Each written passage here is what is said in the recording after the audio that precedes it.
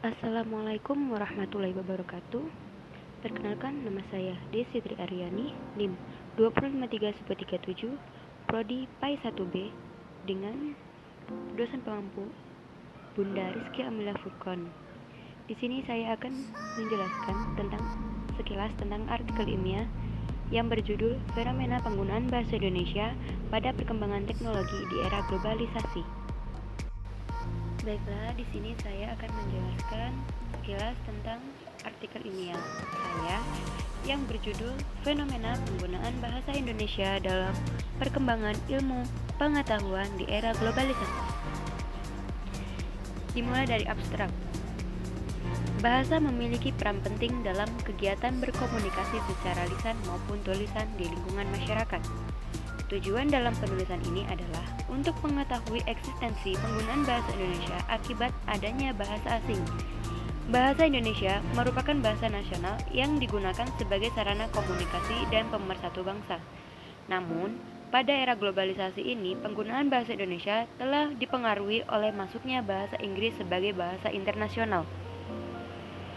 Masalah fungsi dan kedudukan bahasa Indonesia adalah salah satu di antara masalah penggunaan kebahasaan yang harus dihadapi. Berdasarkan suatu kenyataan, apabila dua bahasa atau lebih digunakan dalam masyarakat yang sama, maka akan terjadi kontak bahasa yang mengakibatkan terjadinya hubungan timbal balik dan saling mempengaruhi. Kata kunci: fenomena bahasa Indonesia, keberadaan bahasa Inggris, dan era globalisasi. Selanjutnya, pendahuluan. Bahasa merupakan alat komunikasi lingual manusia, baik secara lisan maupun tertulis. Ini adalah fungsi dasar bahasa yang tidak dihubungkan dengan status dan nilai-nilai sosial. Setelah dihubungkan dengan kehidupan sehari-hari, yang di dalamnya selalu ada nilai-nilai dan status, bahasa tidak dapat ditinggalkan. Ia selalu mengikuti kehidupan manusia sehari-hari, baik sebagai manusia anggota suku maupun anggota bangsa. Sedangkan bahasa menurut Krida Laksana adalah sistem bunyi bermakna yang dipergunakan untuk komunikasi oleh kelompok manusia. Penggunaan bahasa seorang anak diawali dengan pemerolehan bahasa pertama, atau sering dikenal dengan istilah bahasa ibu. Pemerolehan bahasa ini membutuhkan proses yang sangat panjang. Bahkan, bisa dibilang proses pemerolehan bahasa ini dimulai sejak seorang anak itu lahir. Jadi, bahasa ibu merupakan bahasa yang pertama kali dikuasai oleh setiap manusia melalui interaksi dengan keluarganya dan dilengkapi dengan interaksi sosial dengan masyarakat sekitar. Berdasarkan kedudukan dan fungsi kemasyarakatan, ada 3 kategori bahasa di Indonesia, yaitu 1. Bahasa Indonesia, 2. Bahasa daerah, dan 3. Bahasa asing. Bahasa Indonesia adalah bahasa nasional yang menjadi lambang dan kebanggaan bangsa dan negara. Bahasa Indonesia dalam perkembangannya mendapatkan pengaruh dan berbagai bahasa, baik bahasa daerah maupun bahasa asing. Bahasa Indonesia juga digunakan sebagai alat komunikasi antar daerah di Indonesia, bahasa resmi dalam pemerintahan, peradilan dan kegiatan luas, perdagangan, olahraga, perusahaan, dan sebagainya. Bahasa kebudayaan yaitu mengungkapkan, mengembangkan, dan membina kebudayaan nasional. Bahasa pendidikan yang dipakai satu-satunya bahasa pengantar dalam pendidikan modern. Secara sosiolinguistik khusus yang berkaitan dengan ranah pemakaian bahasa itu dapat digolongkan ke dalam kategori 1. Bahasa pertama, BI, yang dipakai sebagai alat komunikasi utama dalam rumah tangga. 2. Bahasa kedua, B2, yang bukan bahasa pertama tetapi dipakai secara luas dan resmi dalam masyarakat. Dan 3. Bahasa asing, BA, yang bukan bahasa pertama dan bahasa kedua. Selanjutnya, pembahasan dimulai dari perkembangan bahasa Indonesia. Sejak zaman perjuangan kemerdekaan, bahasa Indonesia selalu tampil memainkan perannya dan telah berhasil membangkitkan serta menggalang semangat kebangsaan atau nasionalisme.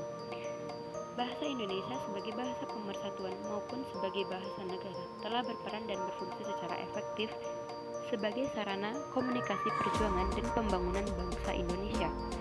Bahasa Indonesia bersifat terbuka atau transparan. Artinya, bahasa Indonesia dapat beradaptasi dengan bahasa-bahasa lain dan mudah menerima unsur-unsur fonologi, morfologi, dan unsur semantik. Bahasa Indonesia sudah mulai mengglobal. Dewasa ini bahasa Indonesia merupakan salah satu bahasa asing yang populer dan digemari oleh bangsa lain. Bahasa asing yang dominan dipakai di negara Indonesia adalah bahasa Inggris. Kecenderungan untuk menggunakan kata Inggris yang sebetulnya ada padanannya dalam bahasa Indonesia menunjukkan tanda semakin meningkat ketimbang sebaliknya. Orang jadi bertanya-tanya, tidakkah nanti bahasa Indonesia jadi sederet akar kata benda dan kata kerja bahasa Inggris yang dirangkai sesamanya dengan kata depan dan kata hubung bahasa Indonesia. Namun, ada kemungkinan bahwa bentuk bahasa Indonesia bisa jika berbicara dengan golongan bawah. Jika hal ini sampai terjadi, salah satu alasan utama untuk memilih bahasa Indonesia sebagai bahasa nasional sampai mengalahkan bahasa Jawa yang banyak penuturannya telah dikesampingkan. Jika dibandingkan keadaan 50 tahun yang lampau dengan keadaan sekarang, maka akan terlihat bahwa kehidupan masyarakat Indonesia sekarang sudah semakin modern. Kemajuan yang dicapai selama kurun waktu 50 tahun terjadi hampir di semua bidang kehidupan seperti ekonomi, perdagangan, politik, iptek, komunikasi, dan transportasi. Perubahan atau perkembangan terjadi karena kita semakin erat dengan bangsa-bangsa lain. Kata-kata yang sangat populer dewasa ini untuk menggambarkan hubungan antar bangsa dan keadaan dunia dewasa ini ialah kata interdependensi dan globalisasi. Perubahan dalam kehidupan dan budaya Indonesia ini terjadi tidak hanya karena kita terpaksa menerima apa yang disodorkan dari luar kepada kita, tetapi juga karena kita dengan sengaja mengambil pengetahuan dan unsur-unsur budaya asing demi kelanjutan eksistensi kita sebagai bangsa dan demi perkembangan budaya kita. Pembahasan selanjutnya, fenomena negatif bahasa Indonesia di tengah masyarakat. Pertama, banyak orang Indonesia memperlihatkan dengan bangga kemahirannya menggunakan bahasa Inggris walaupun mereka tidak menguasai bahasa Indonesia dengan baik. Kedua, banyak orang Indonesia merasa malu apabila tidak menguasai bahasa asing, tetapi tidak pernah merasa malu dan kurang apabila tidak menguasai bahasa Indonesia. Ketiga, banyak orang Indonesia menganggap remeh bahasa Indonesia dan tidak mau mempelajarinya karena merasa dirinya telah menguasai bahasa Indonesia dengan baik. Keempat, banyak orang Indonesia merasa dirinya lebih pandai daripada yang lain karena telah menguasai bahasa asing dengan fasih, walaupun penggunaan bahasa Indonesianya kurang sempurna. Fenomena penggunaan bahasa Indonesia di era globalisasi. Pertama, banyak orang Indonesia lebih suka menggunakan kata-kata, istilah-istilah, dan ungkapan-ungkapan itu sudah ada padanya dalam bahasa Indonesia, bahkan sudah umum dipakai dalam bahasa Indonesia. Kedua, banyak orang Indonesia menghargai bahasa asing secara berlebihan sehingga ditemukan kata dan istilah asing yang amat asing, terlalu asing, atau hiperasing. Ketiga, banyak orang Indonesia belajar dan menguasai bahasa asing dengan baik, tetapi menguasai bahasa Indonesia apa adanya. Perkembangan bahasa Indonesia di kalangan pelajar. Faktor-faktor penghambat perkembangan dan penggunaan bahasa Indonesia di kalangan pelajar. 1. Adanya campur tangan bahasa asing dalam kehidupan sosial pelajar. Kedua, faktor lingkungan. Ketiga, kurangnya pemahaman pelajar terhadap kata-kata bahasa Indonesia yang baik dan benar.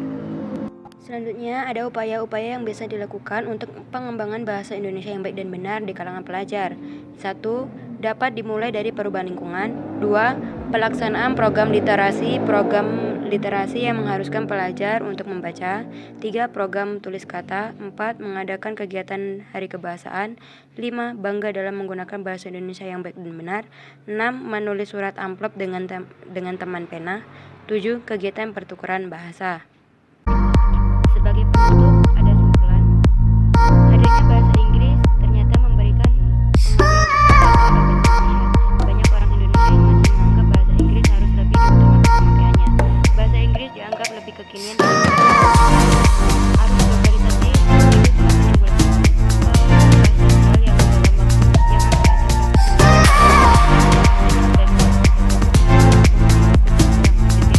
kenyataan memang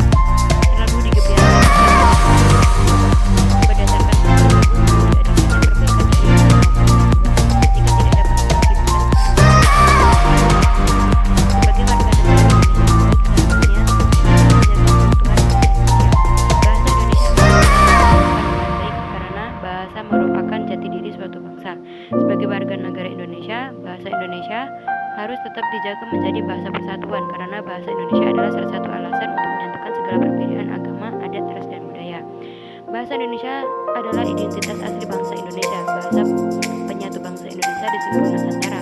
Oleh karena itu, bahasa Indonesia di kalangan pelajar juga wajib diimplementasikan dan dikembangkan dalam kehidupan berbangsa dan bernegara sebagai wujud kesatuan dan persatuan